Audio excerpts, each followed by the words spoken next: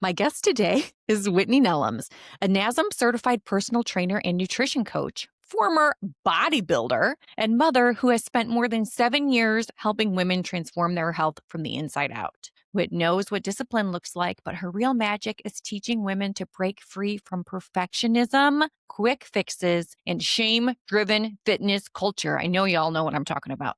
So she focuses on getting to the root of weight struggles and helping women build confidence through sustainable, life aligned progress, not punishment. Not punishment. Wit is proof you can pursue health, motherhood, joy, and a full life without losing yourself in the process. I am so excited to have you here. My gosh, a long time coming. We're here. Yes. And how long have we known each other? A year? Here. Like the time is moving really fast, but it feels like forever. Like we're besties at this I point. know. And I can't, your business, here we go, y'all. So you're about to learn some things that Wit taught me very early in our relationship together.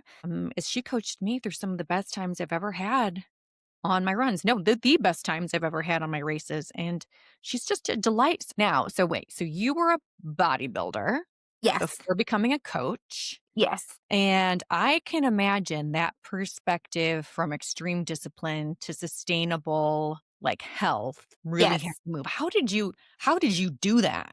Because I The had to trans figure that too, and it wasn't great. Yeah, that transition from what it takes to do a sport, I like to consider bodybuilding a sport. And so, like with sports, it's not real life, right? So you train in a way that you would not necessarily train in order to just maintain normal health. And there could be some things that are involved that if you do them long term can potentially be unhealthy. So like understanding what it means to be an athlete versus what it means to just be like a healthy individual. Honestly, it really just kind of takes a certain level of just living, right? So it's like in the moment while you're in your bodybuilding glory, you kind of think like this is going to be your life, right? Like you, especially that first time on stage, you do all the things, you have all of the feelings. And then the next week afterwards, and then you gain like 5 to 10 pounds, depending on the person, because you actually go back to regular life. And then at that moment, you're kind of hit with like, oh wow, like, okay, there is a moment here where a part of that's not real life. And so, what do I want my real life to be? How can I merge some of the discipline that I learned here with the reality that everything isn't going to always be portion controlled and perfect to the way it needs to be in order to compete at a high level? Man. So, okay, so that was a while ago for you. And so yes. And so then how did you get into coaching and especially coaching women? Yes. So transitioned immediately from being a bodybuilder to an in-person personal trainer. So I was in the gyms, a lot of CrossFit kind of gyms. So I'm still around athlete level training. And so that was kind of like my introductory. And then COVID hit. Right. And so COVID forced almost everyone online. And at that same time, it also kind of forced me into more of a deep dive. So to kind of back up a little bit, my inspiration for fitness was actually my father's cancer diagnosis. Oh. So, in my late 20s, I learned that he had stage 4 prostate cancer. And I went down the rabbit hole. Like, what can we do? What's the best way to kind of deal with these things naturally, in addition to the guidance from his doctor? And so that's kind of where the passion developed because I didn't want to be one of those people that is like telling my dad, oh, you need to be doing all these things. And then I wasn't necessarily doing them. So it became more of an internalized things for me where it's like, we can do this together. So that was kind of like my behind the scenes motivation. This is happening while I'm bodybuilding, etc. So this is kind of all at the same time. So fast forward, COVID hits. And then of course there's another scare where it's like health is so important and just how the more I would say at risk communities, people that were sick and elderly were getting the bad go of it. I went a deep dive again and understanding nutrition, holistic living, like how can you just position yourself best way as possible? I mean, the world is unpredictable. You can't prevent everything, but you can surely set yourself up for success. So once COVID hit, we transferred everything online, started with just the virtual classes. And then from there, you have people that are wanting to kind of, get on the other end, like the nutrition, like, how can I feel better in addition to, I feel great once I leave the gym, but then what else what else can I do, Yeah. throughout the week? So just kind of like answering that call of just like, people wanting to know more, wanting to live more, and also just kind of mirroring more of what my own personal practice and beliefs were, that kind of blossomed into more of the nutrition and the habits and just like the holistic lifestyle of everything. Something I appreciate about you is that you build things in slowly. And you mentioned, how to tie in health and wellness into your real life. Yeah. Yes. Can you tell us more about what that looks like? Yes, yes, yes. So one of Yeah. my pet peeves right now with the fitness world is like all of the quick fixes and all of the fads and all of those things. And I would say this, pretty much everything has some merit, right? So it's not like it's all just like horrible, it doesn't work. But what I find is that it's not sustainable for most people. And so especially women, right? So it's like with women, we're always juggling 10 to 15 hats, whether it's mom, wife, entrepreneur, business person, friend, sister. Like we're always doing all of these different things. And so the time that we make for ourselves is this small. So we Yep. figure all we have is this. So I need something quick. I need something quick or whatever. And then they get it, right? And we get this quick fix. And then it gets sat to the side. And then now we're in this cycle of like, okay, now we're back to where we started. So we quick fix it again, and then we're back to where we started. And it's like that yo-yo takes place, and every time it gets more harder and harder to climb that mountain. And it's like, why is this taking so long? And never before has it ever taken me this long to lose these 5 to 10 pounds, right? And so what I realized is that whatever those quick fixes were, they weren't sustainable enough for it to just maintain. Like you can't keep doing it long enough for you to reap the benefits lifelong, right? And so I started to recognize that one of the things like older people always used to tell me, anything that you get for free or for cheap, you're not going to value it. You're not going to appreciate it, right? So if all you got to do is, take a detox tea and just keep doing whatever you want, you're not going to appreciate, what was really going on. And you're probably not even going to stick with it either, right? And so you get your results and you go back to your regular life. What I like to do with my clients is understand, like, why does this change matter? Like, get to the root of like, so what? Okay, you want to lose 10 pounds. So what? Like, what happens then after you lose the 10 pounds, right? It has to be something impactful enough within us to help us to make the change that we need to see and to create a plan that they'll be willing to stick with. And they see the benefit and the value of sticking with it over a long period of time versus the instant gratification of something that might get them faster results but likely will result in, a relapse shortly thereafter. I love that you call it a relapse because it is the yo yo, right? Like I used to be like, oh my gosh, I've got to lose 10 pounds for this, or I want to Yeah. get in shape for this. Yeah. And when you do that, or at least when I did that, it was always like, okay, this is nice for a day or two, and now I'm starving. And so here we go Starving. again. I'm so hungry. Whit, help me. I'm hungry, right? Yeah. So yeah, what do you see behind some of these perfectionist mindsets or for women, like with the all or nothing? Yeah, honestly, when and I'm a big advocate for therapy because, we need it, mental health. What I find behind perfectionism is oftentimes like insecurity. And also, I find behind perfectionism a need to prove myself, a need to prove my worth, a need to always be on point, and it does not allow space for real life. And so we get into this robot mode where we perform, perform, perform, and it's great until that last needle breaks the haystack. Right. And it's like the burnout, the overstimulation, the exhaustion, and also just not really feeling like and there's ever enough. Like, nothing is ever enough with perfectionism. You never reach that point to where this is enough. It's like it's always, it's a constant performative thing. And I had to recognize that within myself as well, because we are rewarded for it. Like, how can you give a bad rep to something that is constantly getting you recognition, and everyone's like, you're so strong and you are amazing and you are excelling. I got so much, when you're so mature for your age. Like, you're so, all of the things that kind of like it grooms you. It grooms you into perform, like perform, perform, perform.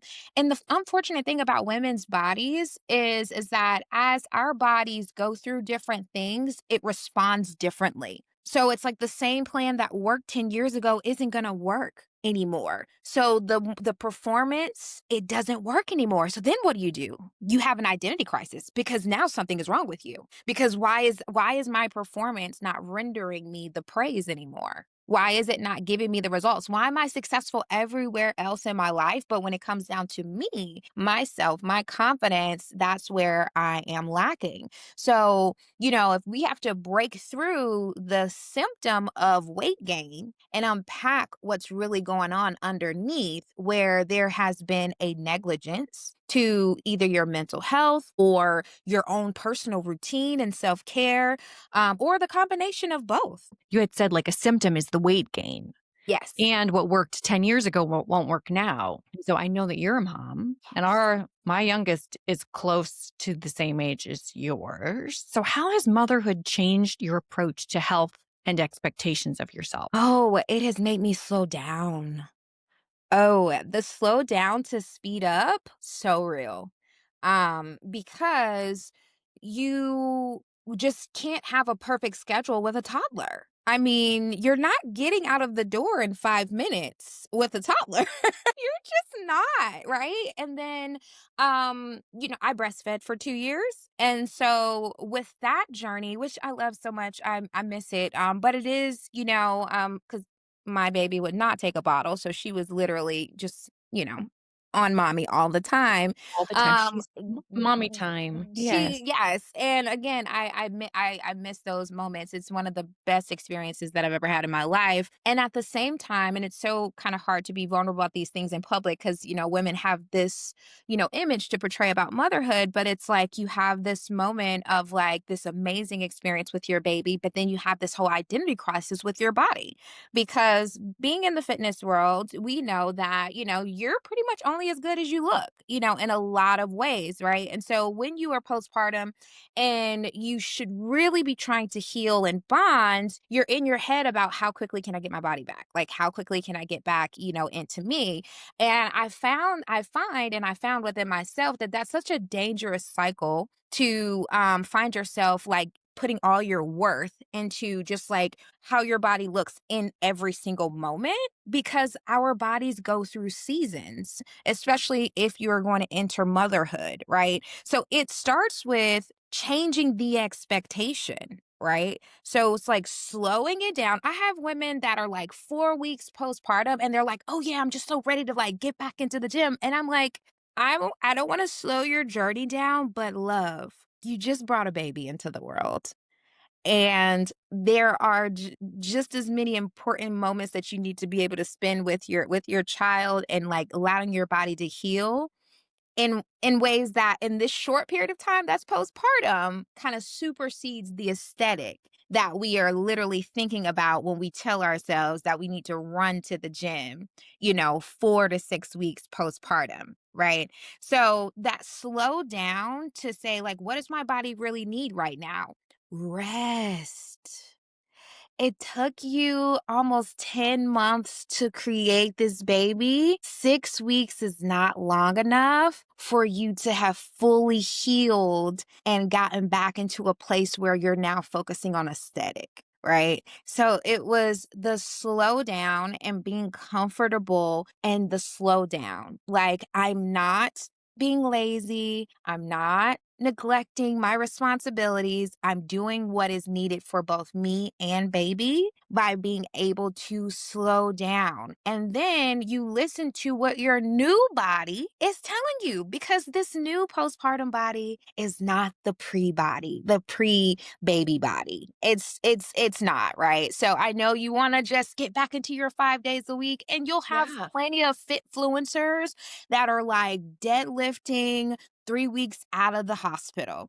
I don't have anything bad to say about anyone, but what I can say is that women are not allowed to rest. We're not allowed to rest. And to the point to where the internal conversation we have with ourselves around rest is so negative. And so for me, slow down, listen to what your body needs. If you're tired, that doesn't mean more coffee. I really like, and look, wait, I'm addicted to the Celsius, and I know, but I feel that, like, it's the guilt of stopping, like, you're supposed to be doing something, you're supposed to be cleaning, you're supposed to be working, you're supposed to be playing with your kids, you got laundry to do, and to sit down, like, I fight that internal guilt, and I know my subscribers, and you know that I'm talking to you of just figuring out how to be still and rest, especially through those changes, whether it's Yes. postpartum or perimenopause or whatever it is, because it's different. Goodbye, old you. Hello, new hormonal something is happening. Yeah, Yes. yeah, and the more we fight the new season, the worse the symptoms are. Like, imagine, right? So it's like, we're going into perimenopause, hormones are all over the place, so that means cortisol likely is through the roof. If you add all these extra stimulants, you're only increasing the symptoms with all of the things that used to work, right? Let me work out more. Let me diet more, so eat less. Let me increase my stimulants so I can perform at the same higher level. All of those things work against this new phase of your life, right? And so, unfortunately, because we've been put in position to feel like we need to prove ourselves in what once was a male dominated world, we believe that our bodies are designed to operate in the way that their bodies are, right? They don't need as much rest. They don't have the same hormones that we do. They don't birth children. So it's like setting the expectation that it's not like there's something that we are not capable of. It's just our path is different. You can still get to the same place, but you can't use the same path as a person that was not designed physiologically and biologically in the same way as you. So it's literally like giving yourself that permission to take a beat, right? And it's never going to be like, I would say the first few weeks, maybe even a few months, it's going to feel strange. It's going to feel hard. It's not going to, there isn't like, I don't say this like I've just, I don't still have those quiet moments. But what I recognize is that when my anxiety is driving my performance, it is nowhere near as perfected, right? As when I actually am rested, I have a plan and I execute it. Right. So my anxiety is like, you need to be doing 10, 20 different things today. Whereas when I'm rested, I know that I only have time for 5 of these things and I need to prioritize and schedule the ones that I'm not going to be able to do.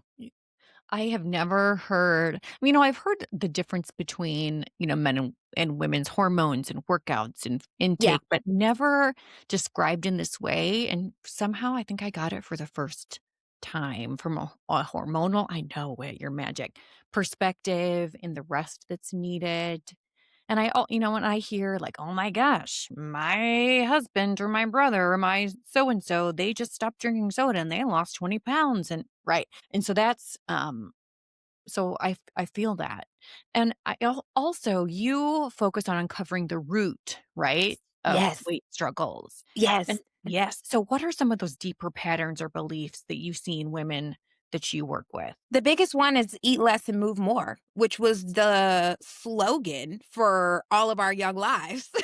Right, That diet that's culture, right. that is the biggest one. Hormones is, has boomed in social media right now to where there's a lot of information out about it, where I still feel like sometimes too much information can be bad, right? So it's not a lot of people that are just making it digestible for the person, right? So for me, with clients and helping them unpack what's going on, there's several different methods that you can do that. Like first, first, we all need to be getting regular checkups, right? Just like making sure you don't have any chronic issues that are going on that could be affecting your body, diabetes, high blood pressure, different things like that that could be affecting your body. But then there is a level where that's not always enough, because if you are not advocating for the types of testing that you need to be done, and listen, ladies, you have to advocate for this, because they will tell you you're fine. Your blood work is fine. Everything looks fine. And you feel like a train wreck, right?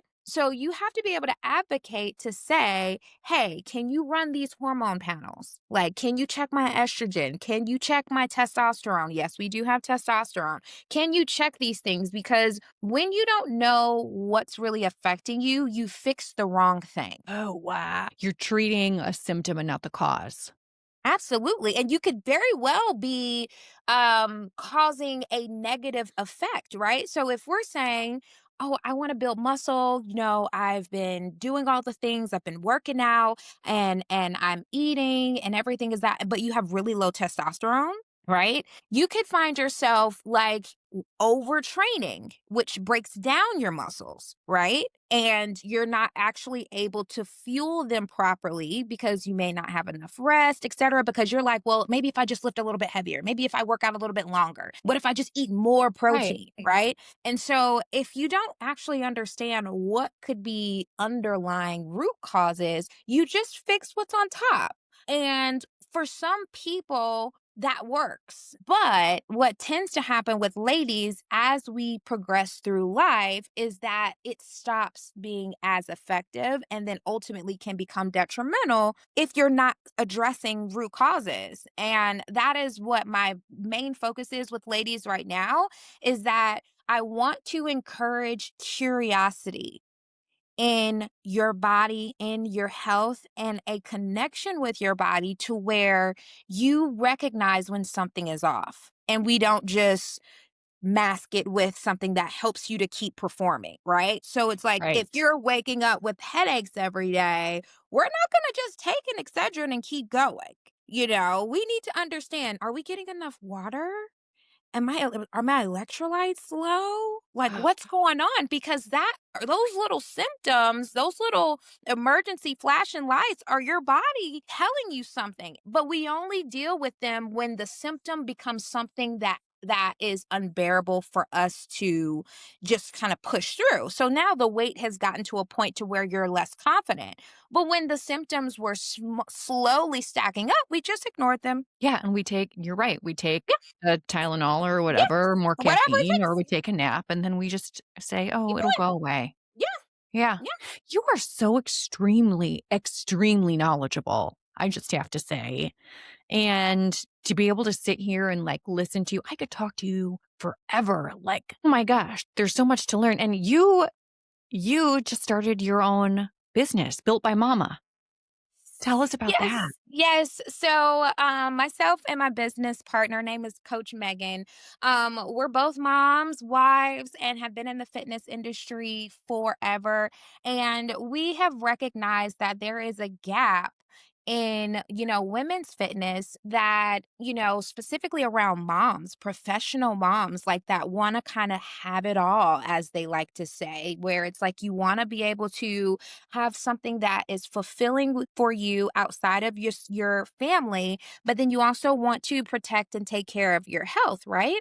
So, with our business, we really help moms to really reconnect with their body, understanding root causes to whatever their health concerns are, because not everyone wants to lose weight, but the more you understand about your body, the easier it is for you to achieve whatever goal it is that you have for your body. So we partnered together to create a program that allows for women to unpack what has happened in my past, what could be going on right now that has gotten me to a place to where I want to make a change, and then empowering them with sustainable habits and things that they can continue to do lifelong versus just those quick fixes. That's amazing. You just started. So yeah, what does 2026 look like for you? So 2026, so we have pushed back our official launch to Valentine's Day. We've done a few smaller things. We're going to do some product launches. We do have some clients already currently, so we are taking clients, but we wanted to do a big event where we invite family and friends to just kind of like unveil like our updated website, some of our new products that we're going to be offering, and just allow everyone to kind of get through the holiday season. It's so busy, hustle and bustle right now, and it's a great time to spend time with family. So we don't want to pull people away from that. But yeah, we're super excited to announce our official launch. It's going to be taking place on February 14th. It's going to be a virtual event, something short and sweet, but just to give everyone some insight into just like what we're doing, who we are, and who we help. That's awesome. And so if people want to get connected with you or sign up, how do they do that? You can actually follow our business page. So, we're on Facebook and Instagram at Built by Mama Coaching. And if you want to follow me, I'm also on Instagram at Results by Wit. That's amazing. So time is flying. I just have a few more questions. Um, I have lightning round questions, and I know you know about this. I love this. Let's Okay. go. Okay. What's a bold idea you've had recently that scares you just enough to try it? Oh, I want to scale my business to numbers that are absolutely beyond what I can see right now. But I Let's see other people doing it. So I want like 10,000 followers. We have like 1,000 right now. So for those that want to know, like 10,000 followers within the next 6 months. So pretty big. You got this. You got this. I can already see it. I got it. You got it.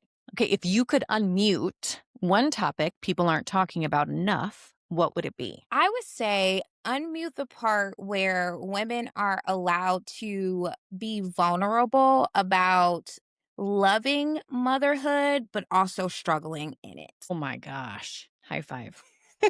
Do it. Yes, please. We're tired. We're so tired. And that doesn't mean we want out. It No, we just means don't. we're tired. Just we're tired. There's so much, only so much Baba Black Sheep one can do in a day. I'm just saying. We know. Look, we know. Okay, what's one small daily habit that's had a big impact on your mindset? Morning gratitude. Oh, yes. Morning gratitude, because there when I think about all the things that I could complain about, but then I also think about all of the things that are going well and that are amazing in my life, it definitely allows for me to really see that I have more opportunities, than I do things that are holding me back. So good. And if listeners could take one action, not just an idea, after hearing your talk today, what should it be? Would say start writing a list of the things that you want to accomplish daily. I Start can do writing a that. list. Just write a list. And that will lead to consistency in accomplishing things, which will build your confidence that you can do other things in the future. Just like build your own gazillion-dollar business called Built by Mama. Just You saying. know? You know? Yes, yes. And last fast question. Okay, what's one word that captures who you're becoming right now? Resilient. Yes, ma'am. And Yeah. on that note, this has been a powerful conversation. Thank you for sharing your story and your wisdom. I learned so much from you today. And I do have a couple of other questions, final questions. So if listeners walk away remembering just one thing from this conversation, what do you hope it is? Would say that I would want you to walk away feeling like whoever you're becoming and whatever season that you're in, you're not broken. You just have to figure out what the path is that you're treading now, even if it's different than the one you've already tread before. Why do I feel like crying? It's all your fault. Good work. I feel like we're So connecting. good. That's what We are. it Yes. Yes. means. And then on a more personal note, what has it meant for you to share your story here on Unmute Yourself today? Um, you know, it means so much to me to have spaces where you can connect with authentic people. I told you before that I love seeing you show up because it's always felt very authentic, even in our personal one on ones, but then also just like in all your social media platforms, they are getting the real you. And I absolutely love that. So to be able to share a space with someone that I know is that way, which allows me to feel more comfortable in being that way and hopes to be able to inspire someone to, push through whatever season they're in this life. And then also to just believe in themselves enough to say, like, hey, I matter. I'm not perfect and no one is. And No one so is. as a result, I'm showing up with what I got, and that's enough. It's way more than enough. The more I see you show up, the bigger I see you becoming.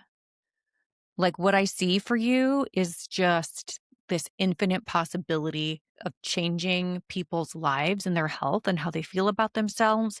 And it's not a number on a scale, right? It's being able to walk through Disney World with their families, and it's being able to look in the mirror and love themselves. And it's understanding the food that they put in their body and why things are working the way that they are. And so, you've had a big impact on me, and I know that you'll have a big impact on others as well. So thank you so much, Whit, for sharing your story. And I know for everyone listening and tuning, thank you for tuning in to Unmute Yourself. And if today's conversation inspired you, please share this episode, subscribe, like, follow, and stay tuned for more stories of leaders creating work that truly fits and matters. Until next time, unmute yourself and step into the story only you can tell.